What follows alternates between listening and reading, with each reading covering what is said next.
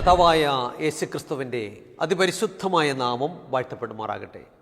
Good Samaritan ministries അവതരിപ്പിക്കുന്ന വിസ്മയ സന്ദേശത്തിൻ്റെ എല്ലാ മാന്യ പ്രേക്ഷകർക്കും വേഗം വരുന്നവനായ കർത്താവായ യേശുക്രിസ്തുവിൻ്റെ നാമത്തിലുള്ള സ്നേഹവന്ദനം. കർത്താവിൽ പ്രിയമുള്ളവരെ, ഒരു പുതിയ ദിവസത്തിൻ്റെ പുലർകാലം കാണുവാൻ നമുക്കിപ്രകാരം ഒരുമിച്ച് ദൈവത്തിൻ്റെ വചനവുമായിട്ട് കണ്ടുമുട്ടുവാൻ സർവകൃപാലുവായ കർത്താവ് നമുക്ക് തന്ന ഈ വിലപ്പെട്ട അവസരത്തിനായി ഞാൻ കർത്താവിനെ വാഴ്ത്തി സ്തുതിക്കുന്നു. വളരെ പ്രാർത്ഥനയോടെ നമുക്കായിരിക്കാം. കഴിഞ്ഞ നാളുകളിൽ നമ്മൾ ചിന്തിച്ചുകൊണ്ടിരുന്ന വിഷയം വീണ്ടും കിടക്കുന്ന അടിസ്ഥാനങ്ങൾ എന്നുള്ള വിഷയമായിരുന്നല്ലോ. ഇന്നു മുതൽ നമ്മൾ മറ്റൊരു വിഷയം ചിന്തിക്കുവാനായിട്ട് ആഗ്രഹിക്കുകയാണ്. ദൈവരാജ്യം അവകാശമാക്കാത്തവർ. അപ്പം ദൈവരാജ്യത്തിൽ പോകുന്നതിന് നമുക്ക് തടസ്സം നിൽക്കുന്ന കാര്യങ്ങൾ എന്തൊക്കെയാണെന്നാണ് നമ്മൾ ഇന്നു മുതൽ ചിന്തിക്കാനായിട്ട് പോകുന്നത്. ദൈവരാജ്യം അവകാശം ആക്കാത്തവർ, അതിൻ്റെ ആദ്യത്തെ എപ്പിസോഡിലേക്കാണ് നമ്മളിന്ന് കടന്നു വന്നിരിക്കുന്നത്. ചിന്തയ്ക്ക് ആധാരമായി നമുക്കൊരു വാക്യം വായിക്കാം. ഗലാത്യ ലേഖനം 5-ാം അധ്യായം അതിൻ്റെ 19 മുതൽ 21 വരെയുള്ള വാക്യങ്ങൾ. ജഡത്തിൻ്റെ പ്രവൃത്തികളോ ദുർനടപ്പ്, അശുദ്ധി, ദുഷ്കാമം, വിഗ്രഹാരാധന, ആഭിചാരം, പക, പിണക്കം, ജാരശങ്ക, ക്രോധം, ശാഠ്യം, ദ്വന്ദ്വപക്ഷം, ഭിന്നത, അസൂയ, മദ്യപാനം, വെറിക്കൂത്ത് എന്നിവ എന്ന് വെളിവാകുന്നു. ഈ വക പ്രവർത്തിക്കുന്നവർ ദൈവരാജ്യം അവകാശമാക്കുകയില്ല എന്ന് മുമ്പേ പറഞ്ഞതുപോലെ തന്നെ ഞാൻ നിങ്ങളോട് മുൻകൂട്ടി പറയുന്നു. വളരെ സുപ്രധാനമായ ഒരു വിഷയമാണ്, വളരെ സുപ്രധാനമായൊരു വാക്യമാണ് നമ്മൾ വായിച്ചത്. ഈ വക പ്രവർത്തിക്കുന്നവർ ദൈവരാജ്യം അവകാശമാക്കുകയില്ല എന്ന് ഞാൻ മുമ്പേ പറഞ്ഞതുപോലെ പിന്നെയും നിങ്ങളോട് മുൻകൂട്ടി പറയുന്നു. അപ്പോൾ ദൈവരാജ്യം അവകാശമാക്കുവാൻ നമുക്ക് തടസ്സം നിൽക്കുന്ന ധാരാളം കാര്യങ്ങൾ ഈ ലോകത്തിലുണ്ട്. അത്തരം കാര്യങ്ങളെ ഒഴിവാക്കിയാലേ നമുക്ക് ദൈവരാജ്യത്തിൽ പ്രവേശിക്കുവാനായിട്ട് സാധിക്കുകയുള്ളൂ. വളരെ അസ്വസ്ഥത നിറഞ്ഞ ഒരു ലോകത്തിലാണ് ഇന്ന് ഞാനും നിങ്ങൾ ജീവിക്കുന്നത്. ഭക്തിയുടെ ബാഹ്യമായ കപട പ്രകടനങ്ങൾ ഈ ലോകത്തിൽ നമുക്ക് ധാരാളം കാണുവാനായിട്ട് സാധിക്കും. എന്നാൽ യഥാർത്ഥമായ ആത്മീയത ഇന്ന് അന്യം നിന്നുകൊണ്ടിരിക്കുകയാണ്. ആധുനിക മനുഷ്യൻ ഇന്ന് അസ്വസ്ഥനും അസംതൃപ്തനുമാണ്. പ്രതികൂലങ്ങളെ നേരിടുവാനാകാതെ പലരും ജീവിത മരുഭൂമിയിൽ തളർന്ന് വീഴുകയാണ്. പലതും എത്തിപ്പിടിക്കുവാനും വെട്ടിപ്പിടിക്കുവാനുമുള്ള നെട്ടോട്ടത്തിലാണ് ആധുനിക മനുഷ്യൻ. ഇത് മനുഷ്യ മനസ്സുകളിൽ പിരിമുറുക്കം സൃഷ്ടിക്കുന്നു, ഹൃദയത്തിൻ്റെ താളം തെറ്റിക്കുന്നു. ഇന്നത്തെ കാലഘട്ടം എങ്ങനെ ഇരിക്കുന്നു? തകർന്നുകൊണ്ടിരിക്കുന്ന കുടുംബ ബന്ധങ്ങൾ, കുന്നുകൂടിക്കൊണ്ടിരിക്കുന്ന വിവാഹ മോചന കേസുകൾ, വർദ്ധിച്ചു പെരുകുന്ന അക്രമങ്ങളും കലാപങ്ങളും, അനുദിനം വർദ്ധിച്ചു വരുന്ന പീഡനങ്ങൾ, മദ്യത്തിൻ്റെയും മയക്കുമരുന്നിൻ്റെയും പിടിയിൽ അമർന്നുകൊണ്ടിരിക്കുന്ന യുവതലമുറ, അധാർമികതയുടെ കുത്തരങ്ങായി തീർന്നിരിക്കുന്ന ലോകം. നാം തിരുവചനത്തിൻ്റെ അടിസ്ഥാനത്തിൽ ചിന്തിച്ചാൽ 2 വിഭാഗം ജനങ്ങളെ നമുക്ക് ലോകത്തിൽ കാണുവാനായിട്ട് സാധിക്കും. എത്ര വിഭാഗം ജനങ്ങളെ കാണാം? 2 വിഭാഗം ജനങ്ങളെ. ഒന്ന് ആത്മസ്വഭാവമുള്ളവരും, 2 ജഡസ്വഭാവമുള്ളവരും. അപ്പോൾ ഈ ജഡസ്വഭാവമുള്ളവർക്ക് ഒരിക്കലും ദൈവരാജ്യത്തിൽ കടക്കുവാൻ സാധ്യമല്ല. നാം ആത്മസ്വഭാവമുള്ളവരായിട്ട് മാറണം. അപ്പം തിരുവചനത്തിൻ്റെ അടിസ്ഥാനത്തിൽ ചിന്തിച്ചാൽ 2 വിഭാഗം ജനങ്ങളാണ് ലോകത്തിലുള്ളത്. ഒന്ന് ആത്മസ്വഭാവമുള്ളവരും, 2 ജഡസ്വഭാവമുള്ളവരും. നമുക്ക് നോക്കാം. റോമാലേഖനം 8-ാം അധ്യായം അതിൻ്റെ 5 മുതൽ 8 വരെ. റോമാലേഖനം 8-ാം അധ്യായം 5 മുതൽ 8 വരെ. അവിടെ എന്താ വായിക്കുന്നത്? ജഡസ്വഭാവമുള്ളവർ ജഡത്തിനുള്ളതും ആത്മസ്വഭാവമുള്ളവർ ആത്മാവിനുള്ളതും ചിന്തിക്കുന്നു. ജഡത്തിൻ്റെ ചിന്ത മരണം, ആത്മാവിൻ്റെ ചിന്തയോ ജീവനും സമാധാനവും തന്നെ. ജഡത്തിൻ്റെ ചിന്ത ദൈവത്തോട് ശത്രുത്വമാകുന്നു. അത് ദൈവത്തിൻ്റെ ന്യായപ്രമാണത്തിന് കീഴ്പ്പെടുന്നില്ല, കീഴ്പ്പെടുവാൻ കഴിയുന്നതുമല്ല. ജഡസ്വഭാവമുള്ളവർക്ക് ദൈവത്തെ പ്രസാദിപ്പിപ്പാൻ കഴിവില്ല. വളരെ സുപ്രധാനമായൊരു വാക്യമാണ്. ജഡസ്വഭാവമുള്ളവർ ജഡത്തിനുള്ളതും ആത്മസ്വഭാവമുള്ളവർ ആത്മാവിനുള്ളതും ചിന്തിക്കുന്നു. 2 വിഭാഗം ജനങ്ങളുടെ ചിന്തയാണ്. ഒരു കൂട്ടർ ജഡത്തിനുള്ളത് ചിന്തിക്കുന്നു, ഒരു കൂട്ടർ ആത്മാവിനുള്ളത് ചിന്തിക്കുന്നു. എന്നിട്ട് പറയുകയാണ് ജഡത്തിൻ്റെ ചിന്ത മരണം, അത് മരണത്തിലേക്ക് നയിക്കുന്നവയാണ്. ആത്മാവിൻ്റെ ചിന്തയോ ജീവന് സമാധാനവും തന്നെ. ജഡത്തിൻ്റെ ചിന്ത ദൈവത്തോട് ശത്രുത്വമാകുന്നു. എന്താ കാരണം? ആ ദൈവത്തിൻ്റെ ന്യായപ്രമാണത്തിന് കീഴ്പ്പെടുവാൻ കഴിയുന്നതുമല്ല. ജഡസ്വഭാവമുള്ളവർക്ക് ദൈവത്തെ പ്രസാദിപ്പിപ്പാൻ കഴിവില്ല. അപ്പോൾ ദൈവവ്യവസ്ഥയോട് മറുതലിച്ച് ദൈവിക ന്യായപ്രമാണത്തിന് കീഴ്പ്പെടാത്ത ഒരുവൻ ജഡത്തിൻ്റെ പ്രവർത്തികൾ അവനിലുണ്ടാകുന്നു. അപ്പം തിരുവചനം പറയുന്നത് ഈ വക പ്രവർത്തിക്കുന്നവർ ദൈവരാജ്യം അവകാശമാക്കുകയില്ല എന്ന് മുമ്പേ പറഞ്ഞതുപോലെ പിന്നെയും നിങ്ങളോട് മുൻകൂട്ടി പറയുന്നു. ചോദ്യം, ഏത് വക പ്രവർത്തിക്കുന്നവർ? അപ്പം ഈ വക പ്രവർത്തിക്കുന്നവർ ദൈവരാജ്യം അവകാശമാക്കത്തില്ല. ഏതു വക പ്രവർത്തിക്കുന്നവർ? ഗലാത്യർ 5:19 മുതൽ 21 വരെ നമ്മൾ വായിച്ചു.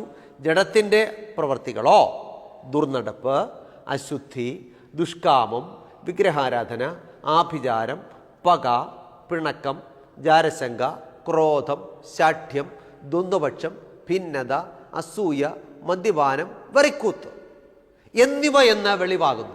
എന്നിട്ട് പറയുകയാണ്, ഈ വക പ്രവർത്തിക്കുന്നവർ ദൈവരാജ്യം അവകാശമാക്കുകയില്ല എന്ന് ഞാൻ മുമ്പേ പറഞ്ഞതുപോലെ പിന്നെയും നിങ്ങളോട് മുൻകൂട്ടി പറയുന്നു. ഇപ്പം ദൈവരാജ്യത്തിൽ പ്രവേശിക്കാത്തവർ ആരാണ് എന്നാണ് നമ്മൾ ചിന്തിക്കുന്നത്. ഇപ്പം ദൈവരാജ്യത്തിൻ്റെ പ്രത്യേകതകൾ ആദ്യം നമുക്കൊന്ന് പരിശോധിക്കാം. നാം തിരുവചനം പഠിക്കുമ്പോൾ കർത്താവായ യേശുക്രിസ്തു പ്രസംഗിച്ചതും യോഹന്നാൻ സ്നാപകൻ പ്രസംഗിച്ചതും ശിഷ്യന്മാർ പ്രസംഗിച്ചതുമെല്ലാം ദൈവരാജ്യത്തെക്കുറിച്ച്. സംശയമുണ്ടോ? നമുക്ക് വായിക്കാം. മത്തായിയുടെ സുവിശേഷം 3-ാം അധ്യായം അതിൻ്റെ 1-2 വാക്യങ്ങൾ. മത്തായിയുടെ സുവിശേഷം 3-ാം അധ്യായം 1-2 വാക്യങ്ങൾ. ആ കാലത്ത് യോഹന്നാൻ സ്നാപകൻ വന്നു, യഹൂദ്യ മരുഭൂമിയിൽ പ്രസംഗിച്ചു. എന്താ പ്രസംഗിച്ചത്? സ്വർഗരാജ്യം സമീപിച്ചിരിക്കയാൽ മനസ്സാന്തരപ്പെടുവിനെന്നാ പറഞ്ഞു.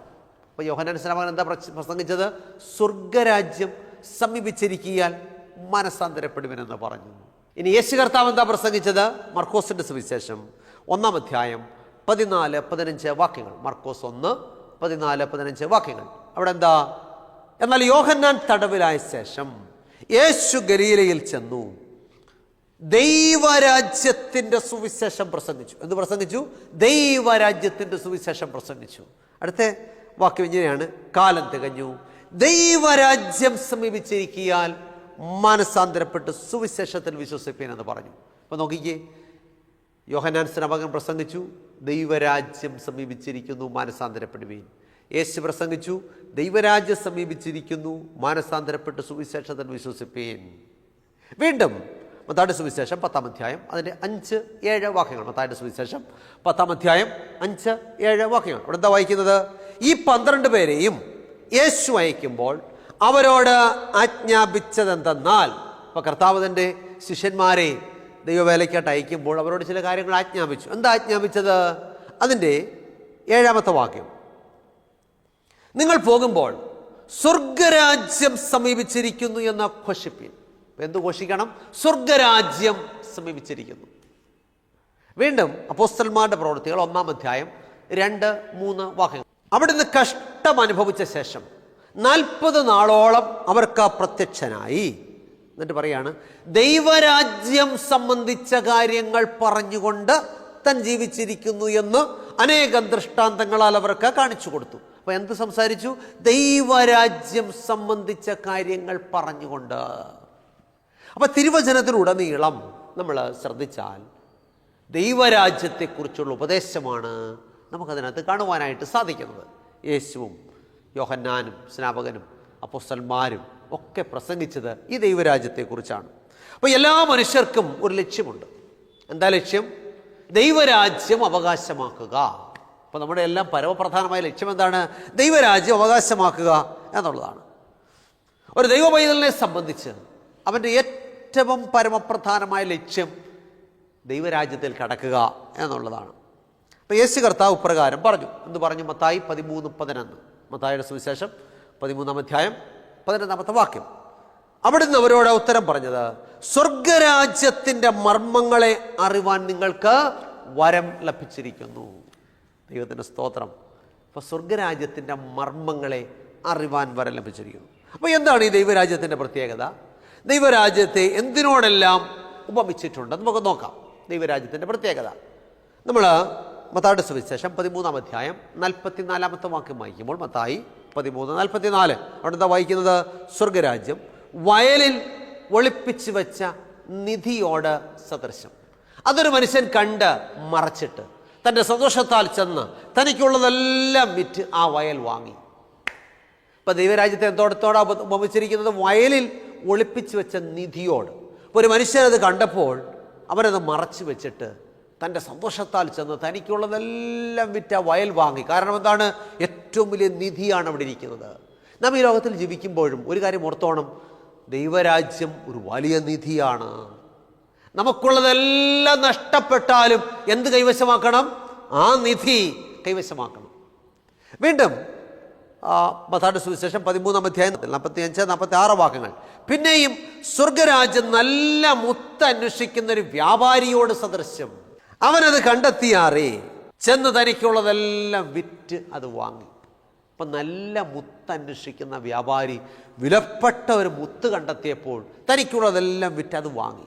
ഇന്ന് ലോകത്തിൽ നമ്മൾ ജീവിക്കുമ്പോൾ നമുക്ക് ലഭിക്കാവുന്ന ഏറ്റവും വലിയ മുത്ത്, നിധി എന്ന് പറയുന്നത് ദൈവരാജ്യമാണ്.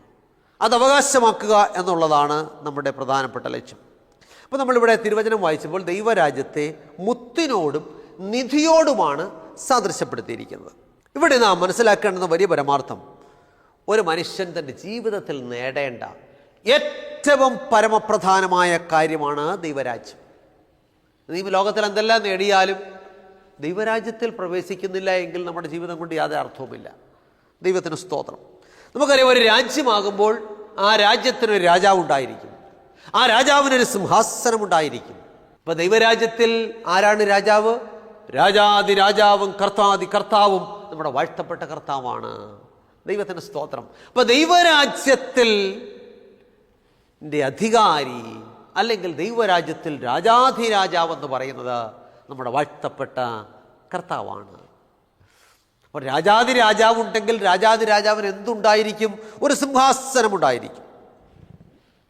നാം പഴയ നിയമകാലവും പുതിയ നിയമകാലവും ഒക്കെ പഠിക്കുമ്പോൾ ദൈവത്തിനൊരു സിംഹാസനമുണ്ടെന്ന് കാണുവാനായിട്ട് സാധിക്കും. പഴയ നിയമകാലത്ത് ദൈവം തൻ്റെ സിംഹാസനം എവിടെയാണ് വെച്ചത്? നാം വിശുദ്ധ വേദപുസ്തകം പഠിക്കുമ്പോൾ വിശുദ്ധ മന്ദിരത്തിൽ ദൈവത്തിനൊരു സിംഹാസനമുണ്ടായിരുന്നു. അത് എവിടെയായിരുന്നു?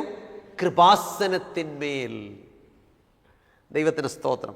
പുറപ്പാട് 25:22 വായിക്കുമ്പോൾ, പുറപ്പാട് 25:22, അവിടെ ഞാൻ നിനക്ക് പ്രത്യക്ഷനായി കൃപാസനത്തിന്മേൽ നിന്നും സാക്ഷ്യപ്പെട്ടകത്തിന്മീതെ നിൽക്കുന്ന 2 കെരൂബുകളുടെ മധ്യത്തിൽ നിന്നും ഇസ്രായേൽ മക്കൾക്കായി അരുളി ചെയ്യുവാനിരിക്കുന്നത് ഞാൻ നിന്നോട് കൽപ്പിക്കും. അപ്പോൾ ഇവിടെ ദൈവം പറയുകയാണ്, അവിടെ ഞാൻ നിനക്ക് പ്രത്യക്ഷനായി. എവിടെ?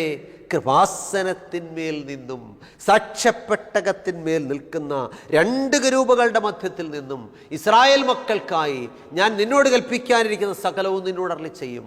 അപ്പം ദൈവം തൻ്റെ സിംഹാസനം എവിടെയാ വെച്ചത്?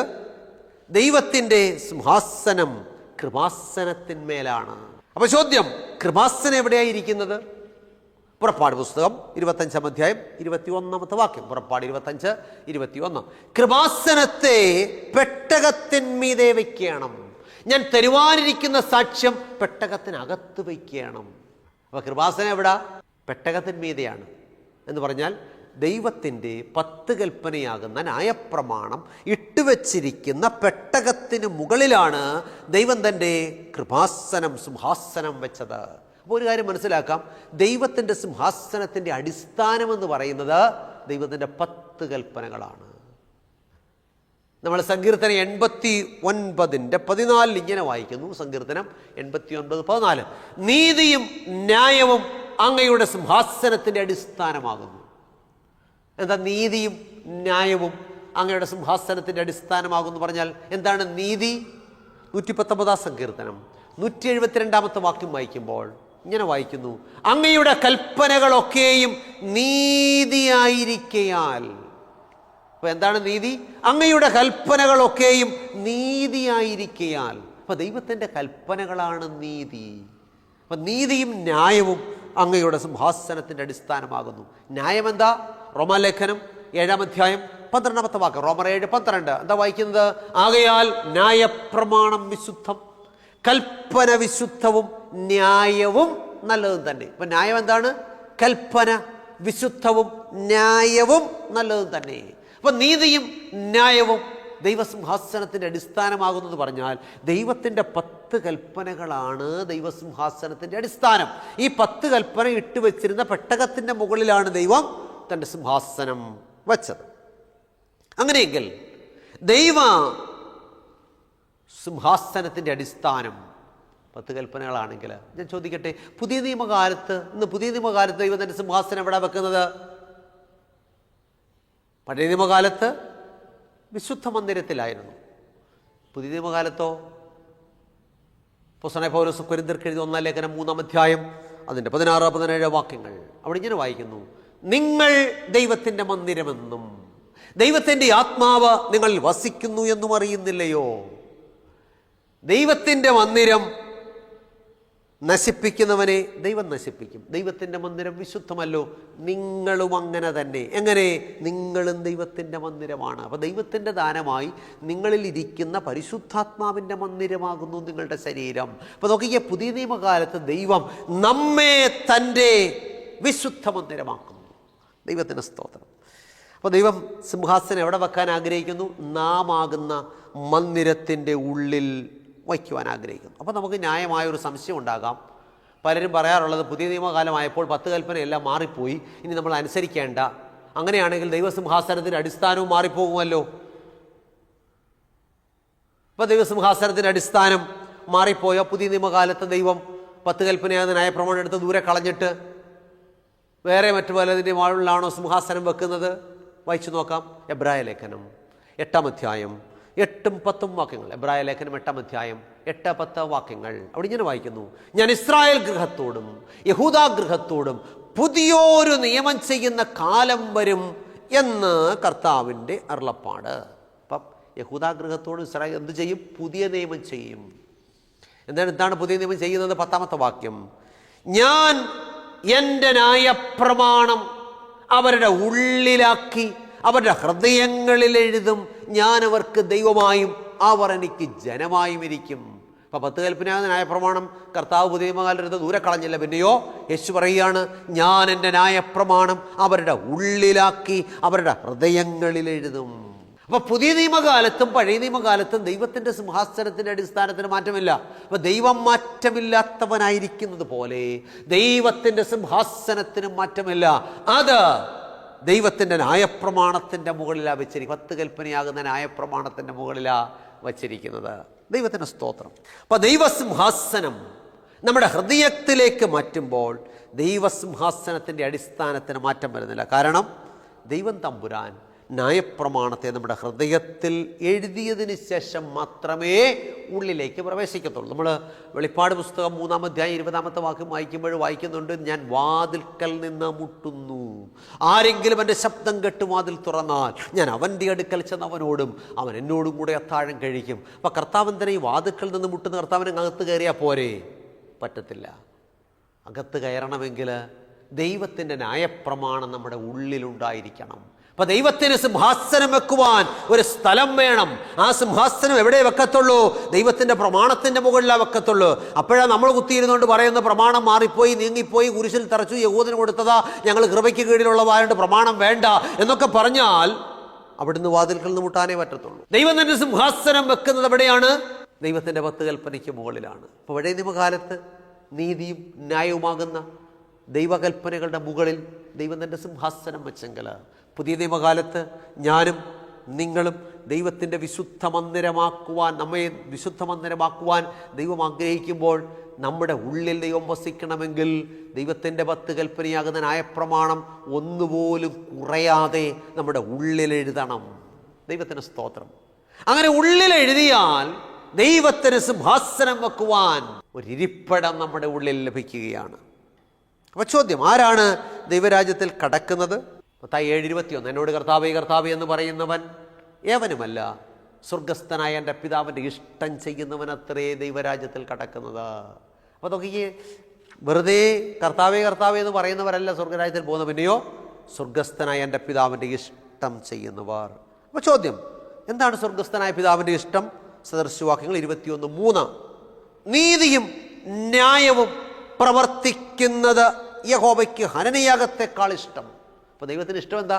നീതിയും ന്യായവും പ്രവർത്തിക്കും. എന്താ നീതിയും ന്യായവും? ദൈവത്തിൻ്റെ 10 കൽപ്പനകൾ നമ്മൾ വായിച്ചല്ലോ. സങ്കീർത്തനം 119:172 അങ്ങയുടെ കൽപ്പനകളൊക്കെ നീതിയാണ്.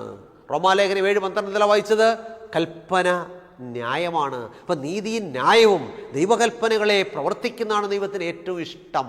ശമൂവേൽ പ്രവാചകനിലൂടെ ശമൂവേലിനോട് ദൈവം ഒരു കാര്യം പറയുന്നുണ്ട്. ഇതാ അനുസരിക്കുന്നത് യാഗത്തെക്കാളും ചെവിക്കൊള്ളുന്നത് മുട്ടാടുകളുടെ മേധസ്സിനേക്കാളും നല്ലത്. യഹോവയുടെ കൽപ്പനയെ അനുസരിക്കുന്നത് പോലെ ഹോമയാഗങ്ങളും ഹനനയാഗങ്ങളും യഹോവയ്ക്ക് പ്രസാദമാകുമോ? അപ്പോൾ ആ ദൈവകൽപ്പനയെ അനുസരിക്കുന്നതാണ് ദൈവത്തിന് ഏറ്റവും ഇഷ്ടമുള്ള കാര്യം. അപ്പോൾ സ്വർഗ്ഗരാജ്യത്തിൽ ആരാ കടക്കുന്നത്? എന്നോട് കർത്താവേ കർത്താവേ എന്ന് 24 മണിക്കൂറും പറഞ്ഞുകൊണ്ടിരിക്കുന്ന പുള്ളികളല്ല, പിന്നെയോ ദൈവത്തിന് ഇഷ്ടം ചെയ്യുന്നവർ. ഇനി മത്തായി 7:23 എന്താ വായിക്കുന്നത്? അന്ന് ഞാൻ അവരോട്, സ്വർഗ്ഗരാജ്യത്തിൽ കടക്കാത്തവരെ കുറിച്ച് പറയുകയാണ്, അന്ന് ഞാൻ അവരോട് അധർമ്മം പ്രവർത്തിക്കുന്നവരെ എന്നെ വിട്ടുപോകുവീൻ, ഞാൻ നിങ്ങളെ ഒരു നാളും അറിയുന്നില്ല എന്ന് തീർത്ത് പറയും. അപ്പോൾ 21-ാമത്തെ വാക്യത്തിൽ പറയുന്നു ആരാണ് സ്വർഗ്ഗരാജ്യത്തിൽ കടക്കുന്നത്. 23-ാമത്തെ വാക്യത്തിൽ പറയുന്നു ആരാണ് കടക്കാത്തത്. ആരാ കടക്കാത്തത്? അന്ന് ഞാൻ അവരോട്, ഞാൻ ഒരു നാളും നിങ്ങളെ അറിഞ്ഞിട്ടില്ല, അധർമ്മം പ്രവർത്തിക്കുന്നവരെ എന്നെ വിട്ടുപോകുവിൻ എന്ന് തീർത്ത് പറയും. അപ്പോൾ അധർമ്മം പ്രവർത്തിക്കുന്നവർ, എന്താണ് അധർമ്മം? യോഹന്നാൻ 1-ാം ലേഖനം 3-ാം അധ്യായം 4-ാമത്തെ വാക്യത്തിൽ വായിക്കുന്നു, പാപം ചെയ്യുന്നവനെല്ലാം അധർമ്മവും ചെയ്യുന്നു. പാപം അധർമ്മം തന്നെ. ഇംഗ്ലീഷിൽ കറക്റ്റായിട്ട് കൊടുത്തിട്ടുണ്ട്, whosoever committeth sin also transgresseth the law, for sin is the transgression of the law of God. ദൈവത്തിൻ്റെ കൽപ്പന ലംഘിക്കുന്നതാണ് അധർമ്മം അല്ലെങ്കിൽ പാപം. അപ്പോൾ എന്തുകൊണ്ടാണ് ഒരു കൂട്ടർ സ്വർഗ്ഗരാജ്യത്തിൽ തള്ളപ്പെടുന്നത്?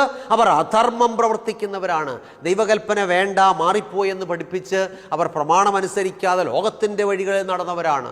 അതുകൊണ്ട് വചനം പറയുന്നു, ഈ വക പ്രവർത്തിക്കുന്നവർ ദൈവരാജ്യം അവകാശമാക്കുകയില്ല. ചോദ്യം, ഏതു വക പ്രവർത്തിക്കുന്നവർ? ജഡത്തിൻ്റെ പ്രവർത്തികളോ? ദുർനടപ്പ്, അശുദ്ധി, ദുഷ്കാമം, വിഗ്രഹാരാധന, ആഭിചാരം, പക, പിണക്കം, ജാരശങ്ക, ക്രോധം, ശാഠ്യം, ദുന്ദുപക്ഷം, ഭിന്നത, അസൂയ, മദ്യപാനം, വരിക്കൂത്ത് എന്നിവയെന്ന് വെളിവാകുന്നു. ഈ വക പ്രവർത്തിക്കുന്നവർ ദൈവരാജ്യം അവകാശമാക്കത്തില്ല. എന്താ കാരണം? റോമർ 8:7 ജഡത്തിൻ്റെ ചിന്ത ദൈവത്തോട് ശത്രുത്വമാകുന്നു. അത് ദൈവത്തിൻ്റെ ന്യായപ്രമാണത്തിന് കീഴ്പ്പെടുന്നില്ല. ന്യായപ്രമാണം എന്ന് കേൾക്കുമ്പോഴേ കലിയ ആളുകൾക്ക്. എന്താ കാരണം? ജഡത്തിൻ്റെ ചിന്തയുള്ളവരാണ്. അവരാ പറയുന്നത് മാറിപ്പോയെന്നും നീങ്ങിപ്പോയെന്നും കുരിശിൽ തറച്ചെന്നും. അപ്പൊ ജഡത്തിന്റെ ചിന്ത ദൈവത്തോട് ശത്രുത്വമാകുന്നു. അത് ദൈവത്തിന്റെ ന്യായപ്രമാണത്തിന് കീഴ്പ്പെടുന്നില്ല, കീഴ്പ്പെടുവാൻ കഴിയുന്നതുമില്ല. അപ്പൊ നാം ദൈവരാജ്യത്തിൽ കിടക്കണമെങ്കിൽ ജഡത്തിൻ്റെ ചിന്തകളെ വിട്ടിട്ട് ആത്മാവിൻ്റെ ചിന്തയുള്ളവരായിട്ട് മാറണം. അപ്പോൾ ആരാ സ്വർഗരാജ്യത്തിൽ കടക്കാത്തവർ? ഈ വക പ്രവർത്തിക്കുന്നവർ, ജഡത്തിൻ്റെ ചിന്തയുള്ളവർ. അതുകൊണ്ട് പ്രിയമുള്ളവരെ, നാം കർത്താവായ യേശു ക്രിസ്തുവിനെ സ്വന്തം രക്ഷിതാവായിട്ട് സ്വീകരിച്ച് വെള്ളത്താലും ആത്മാവിനാലും ജനിച്ച് എന്ന് പറഞ്ഞാൽ വെള്ളത്തിൽ മുങ്ങി സ്നാനപ്പെട്ട് ദൈവത്തിൻ്റെ 10 കൽപ്പനകളും അനുസരിച്ച് ദൈവവചനത്തിൻ്റെ ഉപദേശങ്ങളെ മുറുകെ പിടിച്ചുകൊണ്ട് വിശുദ്ധ ജീവിതം നയിച്ചാൽ നമുക്ക് ദൈവരാജ്യത്തിൽ കടക്കാം. ഇല്ലെങ്കിൽ നാം ദൈവരാജ്യത്തിന് പുറത്തായിരിക്കും. അതുകൊണ്ട് നല്ല തീരുമാനമെടുക്കാം. ജഡത്തിൻ്റെ പ്രവൃത്തികളെ വിട്ടിട്ട് ആത്മാവിൻ്റെ പ്രവൃത്തികളുള്ളതായി തീരുവാൻ ദൈവം സഹായിക്കട്ടെ. കണ്ണുകളടയ്ക്കാം, പ്രാർത്ഥിക്കാം. അടിയങ്ങളെ സ്നേഹിക്കുന്ന ഞങ്ങളുടെ നല്ല ദൈവമേ, സ്വർഗ്ഗസ്ഥ പിതാവേ, ഇന്നടിയങ്ങളെ കേൾപ്പിച്ച മാറ്റമില്ലാത്ത തിരുവചനത്തിനായിട്ട് സ്തോത്രം. കർത്താവേ, ഈ വക പ്രവർത്തിക്കുന്നവർ ദൈവരാജ്യം അവകാശമാക്കത്തില്ല എന്ന് വളരെ വ്യക്തമായി തിരുവചനം അടിയങ്ങളെ പഠിപ്പിക്കുന്നല്ലോ. അടിയങ്ങൾ ജഡത്തിൻ്റെ ചിന്തകളെ വിട്ടിട്ട് ആത്മാവിൻ്റെ ചിന്തകളുള്ളവരായി വിശുദ്ധിയും വേർപാടുമുള്ള നല്ല ക്രൈസ്തവ ജീവിതം നയിപ്പാൻ അടിയങ്ങളെ സഹായിക്കണമേ. വചനം കേട്ട എല്ലാ പ്രിയപ്പെട്ടവരെയും അനുഗ്രഹിക്കണമേ. കർത്താവേ, ദൈവകൽപ്പനകൾക്ക് മത്സരിച്ച് ലോകത്തിൻ്റെ ഒഴുക്കിനൊപ്പം നീങ്ങുന്ന പ്രിയപ്പെട്ടവർ ഈ നാളുകളിൽ ദൈവകൽപ്പനകളിലേക്ക് മടങ്ങി വരുവാൻ, ക്രിസ്തുവിലേക്ക് മടങ്ങി വരുവാൻ കർത്താവരെ സഹായിക്കണമേ. രോഗത്തിലും ഭാരത്തിലും പ്രയാസത്തിലൊക്കെ ഇരിക്കുന്ന പ്രിയപ്പെട്ടവർക്കായിട്ട് പ്രാർത്ഥിക്കുന്നു. ഏത് ബുദ്ധിമുട്ടുകളുടെ നടുവിൽ പ്രിയപ്പെട്ടവർ അടിയനോട് ചേർന്ന് പ്രാർത്ഥിക്കുന്നു, അവരുടെ പ്രയാസങ്ങൾക്കൊക്കെ കർത്താവ് അറുതി വരുത്തണമേ, അവരെ സഹായിക്കണമേ, അനുഗ്രഹിക്കണമേ എന്ന് പ്രാർത്ഥന കേട്ട കൃപയ്ക്കായിട്ട് സ്തോത്രം, മാനവും മഹത്വൻ്റെ കർത്താവ് എടുക്കണമേ. യേശു ക്രിസ്തുവിൻ്റെ ധന്യമുള്ള നാമത്തിൽ തന്നെ ആമേൻ. പ്രിയമുള്ളവരെ, ദൈവമായ കർത്താവ് നമ്മെ സഹായിക്കട്ടെ. എല്ലാ ഞായറാഴ്ചയും രാവിലെ 6:30 ജയ് ഹിന്ദ് ചാനലിലുള്ള ഈ സംപ്രേഷണങ്ങൾ കാണുക, കേൾക്കുക, മറ്റുള്ളവർ പറയുക. യൂട്യൂബിലും കാണാം. ജോയ്മോൻ മത്തായി എന്ന് ടൈപ്പ് ചെയ്താൽ നമുക്ക് ദൈവത്തിൻ്റെ വചനം ശരിയായി പഠിച്ച് ദൈവരാജ്യത്തിൽ കടക്കുവാൻ കർത്താവ് ഇടയാക്കട്ടെ. എല്ലാവർക്കും നല്ല ഒരു ദിവസം ആശംസിക്കുന്നു. ദൈവമായ കർത്താവ് നമ്മെ സഹായിക്കുമാറാകട്ടെ. ആമേൻ. ദൈവത്തിന് മഹത്വമുണ്ടാകട്ടെ. പാസ്റ്റർ ജോയ്മോൻ മത്തായി എഴുതിയ വിശുദ്ധ ദിവസം എന്ന പുസ്തകം നിങ്ങളെ പരിചയപ്പെടുത്തുന്നു. എന്തുകൊണ്ടാണ് ദൈവം മനുഷ്യന് ഒരു വിശുദ്ധ ദിവസത്തെ നൽകിയത്? വിശുദ്ധ ദിവസത്തെ നാം എങ്ങനെ മനസ്സിലാക്കണം? ശരിക്കും ദൈവം തന്ന വിശുദ്ധ ദിവസത്തിലാണോ നാം ദൈവത്തെ ആരാധിക്കുന്നത്? വ്യവസ്ഥ തെറ്റിച്ചുള്ള ആരാധനയിൽ ദൈവം പ്രസാദിക്കാമോ? വിശുദ്ധ ദിവസത്തിന്റെ കാര്യത്തിൽ ചരിത്രത്തിൽ സംഭവിക്കുന്ന ഏറ്റവും വലിയ ചതിവെന്താണ്? വിശുദ്ധ ദിവസവും ന്യായവിധിയും തമ്മിലുള്ള ബന്ധമെന്താണ്? തുടങ്ങി വിശുദ്ധ ദിവസത്തെ സംബന്ധിച്ച് നിങ്ങൾ അറിഞ്ഞിരിക്കേണ്ട ധാരാളം അറിവുകൾ കോർത്തിണക്കിയ പുസ്തകം. 272 പേജുകളുള്ള ഈ പുസ്തകത്തിന് പോസ്റ്റേജ് ഉൾപ്പെടെ നിങ്ങൾ നൽകേണ്ട വില 75 രൂപയാണ്. പുസ്തകം VPP ആയി നിങ്ങളുടെ വീട്ടിൽ ലഭിക്കാൻ താല്പര്യമുള്ളവർ പിൻകോഡ് സഹിതം അഡ്രസ് SMS ചെയ്യുകയോ വിളിച്ചു പറയുകയോ ചെയ്യുക. നമ്പർ 9740979977. ശ്രീ പേരകത്ത് ചെറിയാൻസ്കറിയ എഴുതിയ ഒരു ഉത്തമ ഗ്രന്ഥം ഞങ്ങൾ അവതരിപ്പിക്കുന്നു. ഇത് തിരുവചന സത്യം. ക്രൈസ്തവ ലോകത്ത് പരക്കെ പ്രചരിക്കുന്ന അബദ്ധ ഉപദേശങ്ങളും സംശയങ്ങളും വചന അടിസ്ഥാനത്തിൽ ദൂരീകരിക്കുന്ന ഒരു ഗ്രന്ഥമാണിത്. ദൈവത്തിന്റെ അരുളപ്പാടുകൾ സാർവത്രികമാണെന്നും അത് നിത്യമാണെന്നും ലളിതമായും യുക്തിഭദ്രമായും അവതരിപ്പിക്കുന്ന ഈ ഗ്രന്ഥത്തിന് 130 രൂപയാണ് വില. എന്നാൽ ഞങ്ങളിത് തികച്ചും സൗജന്യമായി നിങ്ങൾക്ക് അയച്ചു തരുന്നു. നിങ്ങളുടെ പൂർണ്ണമായ മേൽവിലാസം ഇനി പറയുന്ന നമ്പറിൽ SMS ചെയ്യുക. നമ്പർ 9847906636. പ്രവചന ശബ്ദം ക്രൈസ്തവ കുടുംബമാസിക. തിരുവചനത്തിലെ കാണാപ്പുറങ്ങൾ നമുക്ക് കാട്ടിത്തരുന്ന ഉത്തമ ക്രൈസ്തവ കുടുംബ മാസിക. സമകാലിക സംഭവങ്ങൾ, ആരോഗ്യ ശാസ്ത്രം, പ്രവചനങ്ങൾ എന്നിവ കോർത്തിണക്കി ഉൾക്കാമ്പുള്ള ലേഖനങ്ങൾ ഇതിൽ ലേഖനം ചെയ്തിരിക്കുന്നു. വരിക്കാരാകാൻ ആഗ്രഹിക്കുന്നവർ ഇനി പറയുന്ന നമ്പറിൽ SMS ചെയ്യുക. നമ്പർ 9495955082. വാർഷിക വരിസംഖ്യ വെറും 150 രൂപ മാത്രം.